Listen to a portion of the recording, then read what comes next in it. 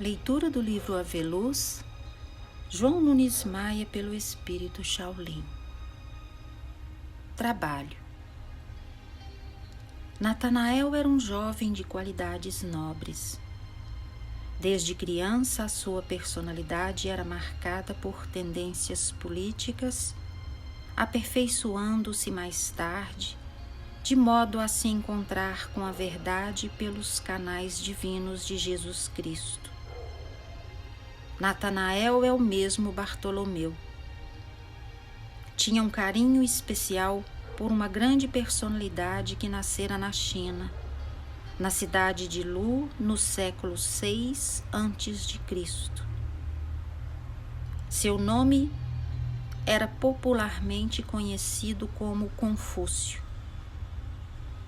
Era vinculado à política de seu país e homem eminentemente popular. O seu lema era a superioridade sem orgulho e a justiça sem maldade.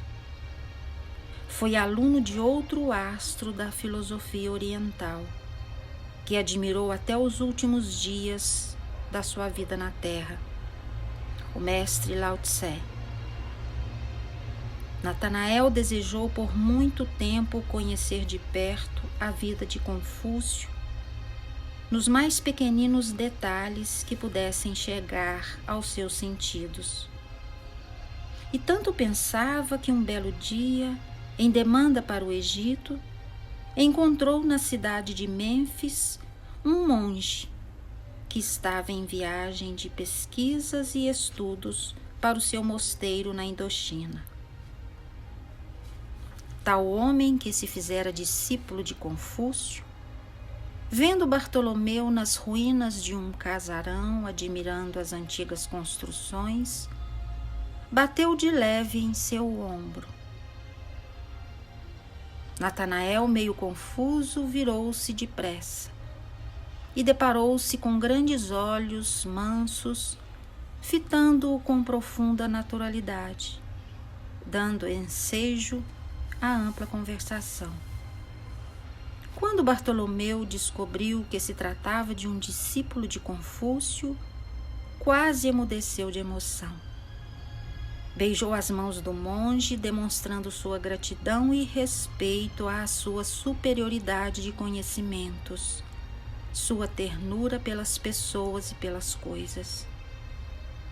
Ficando um e outro à vontade, tornaram-se daquela hora em diante dois grandes amigos pela afinidade espiritual. Natanael perguntou ao monge onde estava instalado e quais os motivos da sua vinda àquelas paragens. Depois de tudo conversado, decidiram ficar juntos, o que muito agradou a Natanael. E em uma estalagem vamos encontrar os dois na mais descontraída conversa acerca do grande mestre político-religioso, dotado da mais pura filosofia chinesa. E a madrugada chegou sem que eles pudessem perceber. Quando a conversação assumiu o ponto mais emocional para Bartolomeu, o monge cruzou as pernas, pôs as mãos no rosto, fez uma reverência, fechou os olhos e cumprimentou Bartolomeu na mais intensa cordialidade. O futuro discípulo do Cristo retribuiu a reverência e esperou, meio confuso, o fenômeno se expressar. De tanto falar com amor no Senhor Confúcio, ele, por misericórdia dos céus, tomou as faculdades do monge e falou, transbordante de alegria, ao companheiro marcado pelo destino para fazer parte, em futuro próximo, do Colégio Apostolar de Jesus. Natanael, alterado na sua compreensão, mas já entendendo o transe do companheiro, disse com propriedade: com quem tenho a honra de falar em nome de Deus? O monge levantou a cabeça suavemente, sorrindo complacente ao amigo que queria ouvir, e falou com sabedoria. Eu, quando na passagem pela carne humana, o meu nome era Confúcio. Bartolomeu sentiu tal emoção que o coração parecia um potro desgovernado e chucro, sem obediência ao domador. De joelhos, procurou responder beijando-lhe as mãos. Graças a Deus. Fala, mestre, que serei todo ouvidos, e talvez o meu prazer se confundirá com o meu raciocínio. Mas fala. Confúcio, incorporado no monge, abriu os olhos e pediu a Natanael para ficar à vontade, pois eram 2 irmãos em franca conversa. Parecia chover lá fora, e dentro da pequena estalagem também havia outra chuva em dimensão diferente. Eram fluidos que flutuavam no ambiente.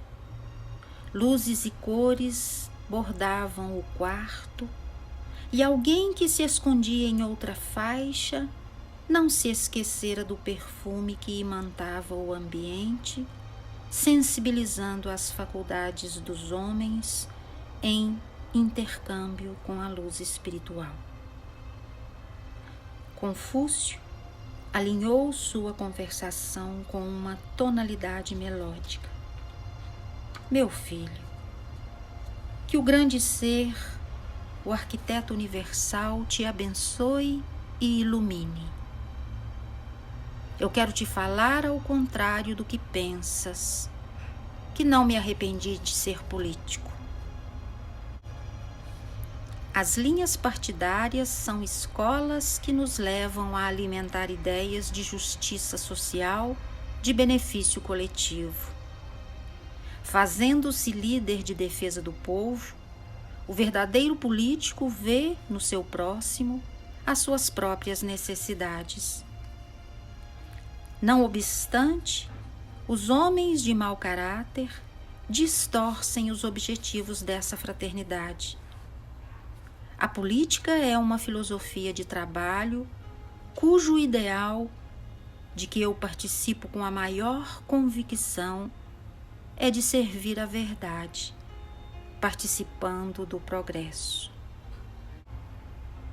Porém, nem todos os homens foram chamados para governar. O destino marcou-me, dando-me recursos na ajuda dos enviados para dirigir povos, e tive a felicidade de ser útil na instrução das criaturas com imenso prazer. Encontrei em minha época governadores despidos quase totalmente de justiça, e apeguei-me a ela. Encontrei reis que desconheciam o valor do trabalho e fiz deste uma filosofia.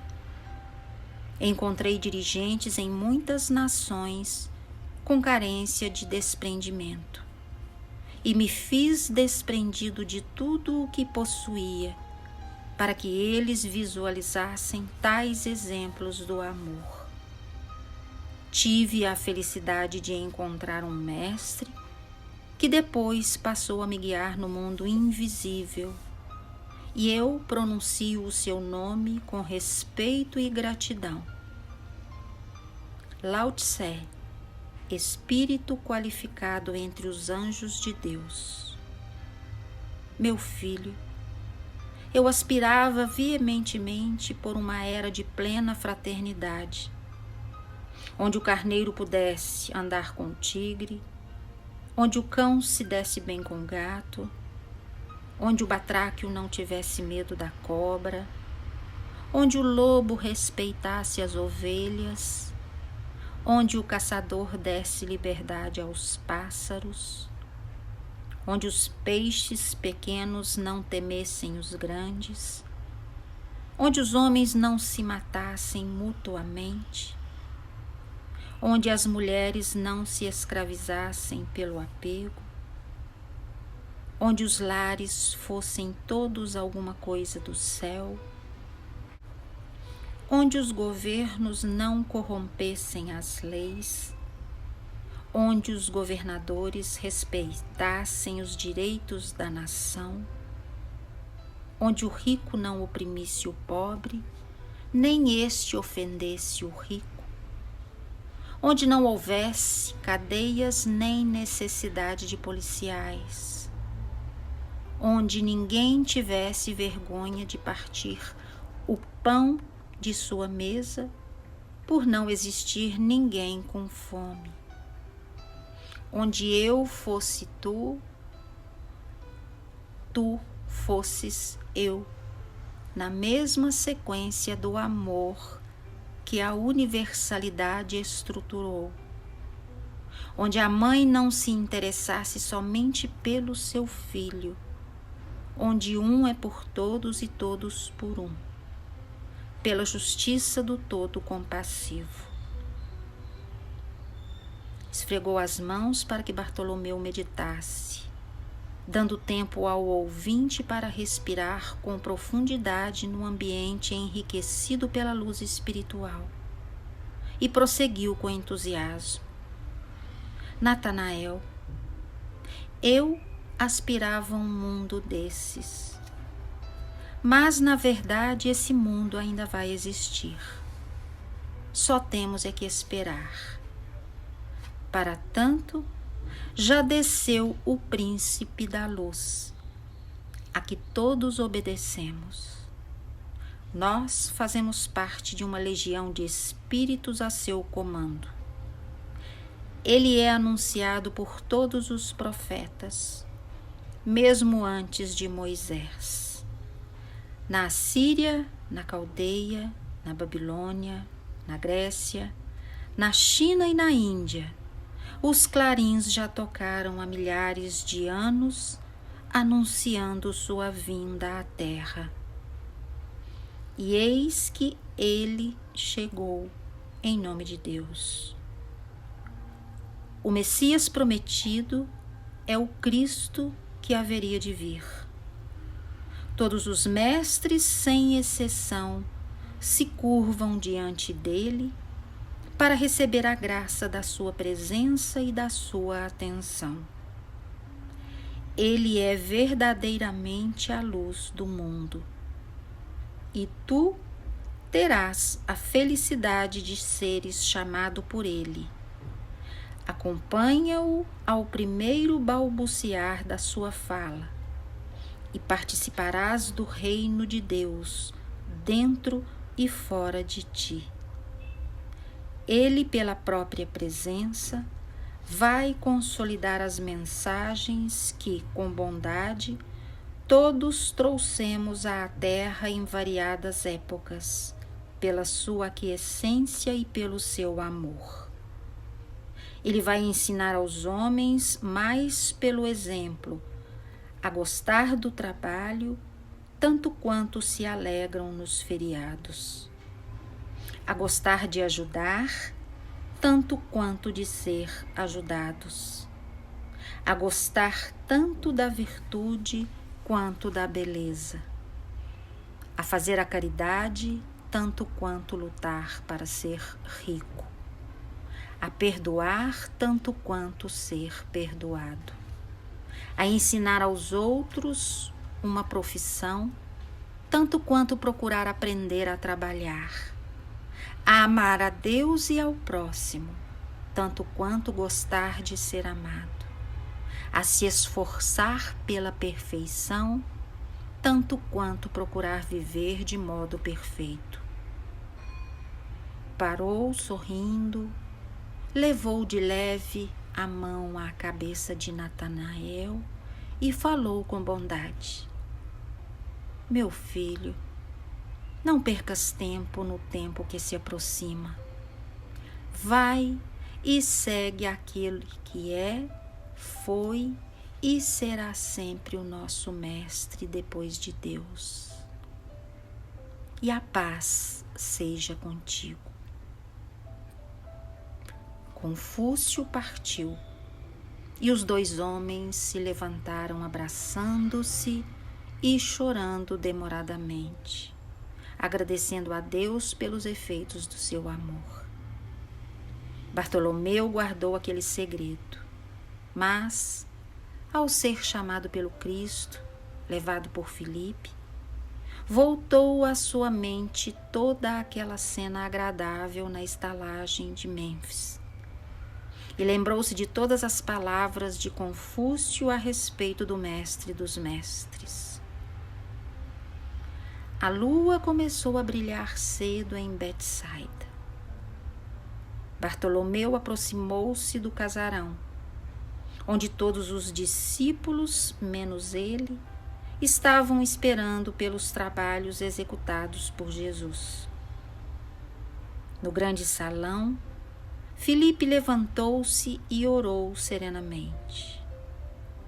Ao término da prece, Natanael tomou a palavra e perguntou a Jesus: Mestre, que podes nos dizer acerca do trabalho? O Nazareno, acomodando-se com elegância no topo de cedro, respondeu com humildade: Natanael, o trabalho foi a primeira preocupação do Criador. Ele nunca para o seu labor infinito, e nós que somos seus cooperadores não podemos esmorecer.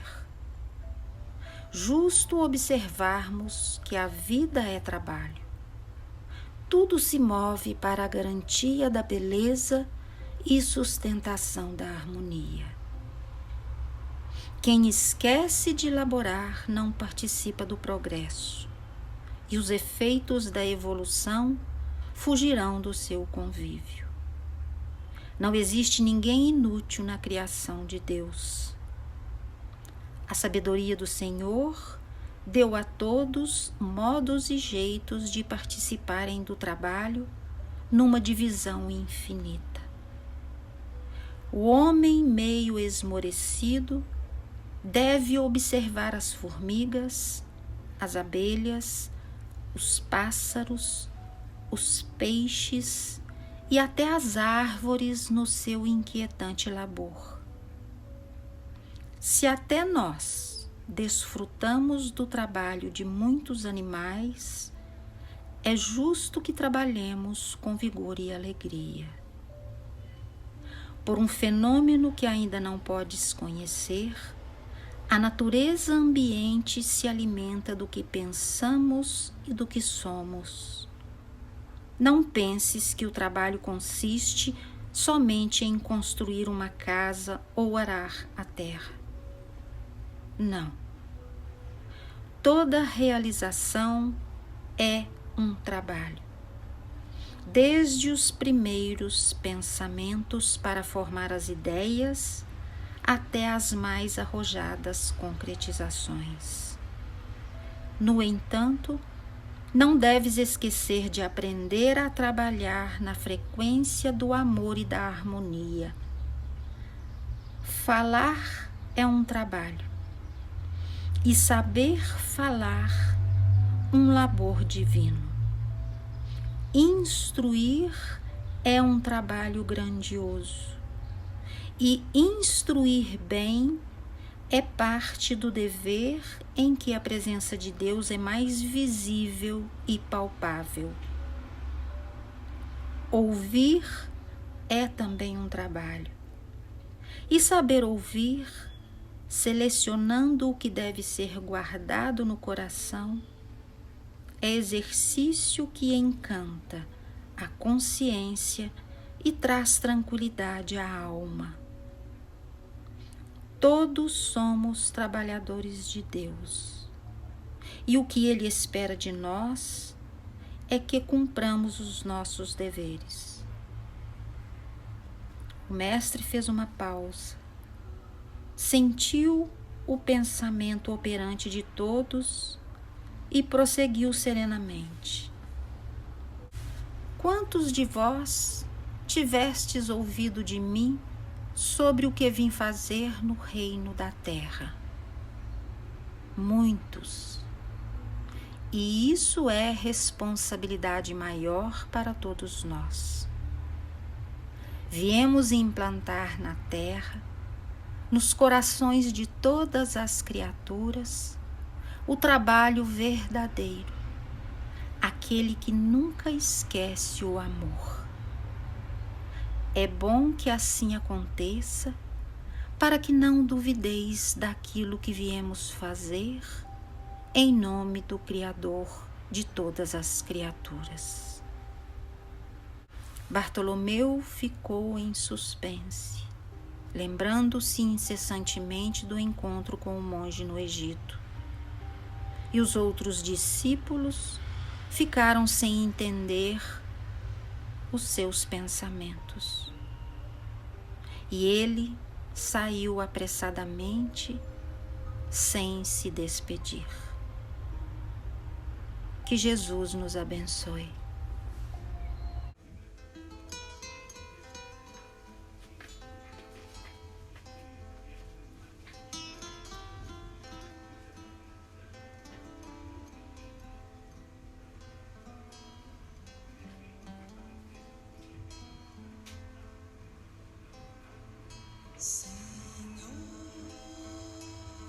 Fazer-me instrumento de vossa paz.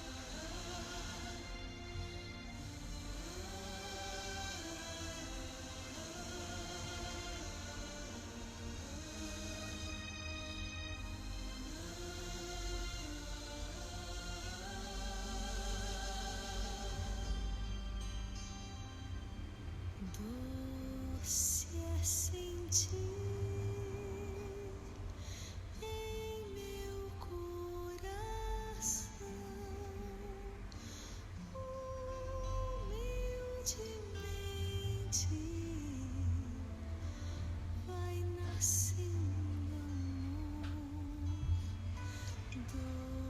Doce é saber,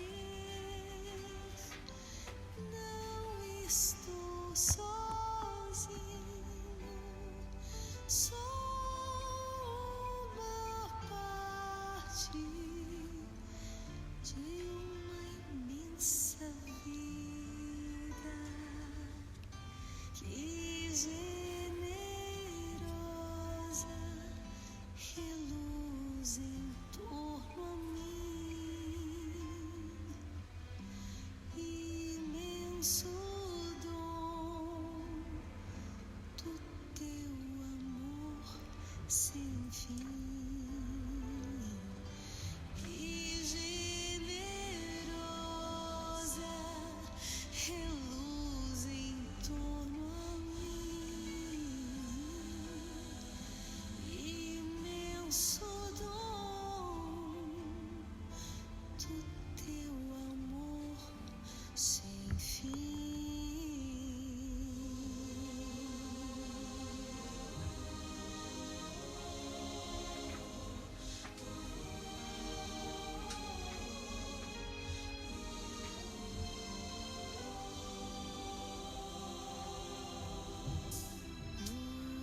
O céu nos deste e as estrelas claras, nosso irmão sol,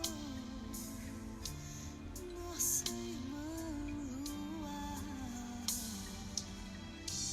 nossa mãe terra, com frutos, campos, flores, o fogo e o vento, o ar e a água pura, fonte de vida de tua criatura. Que generosa reluz em torno a mim. Imenso dom do teu amor sem fim. Que generosa reluz em torno a mim. Imenso dom do teu amor sem fim.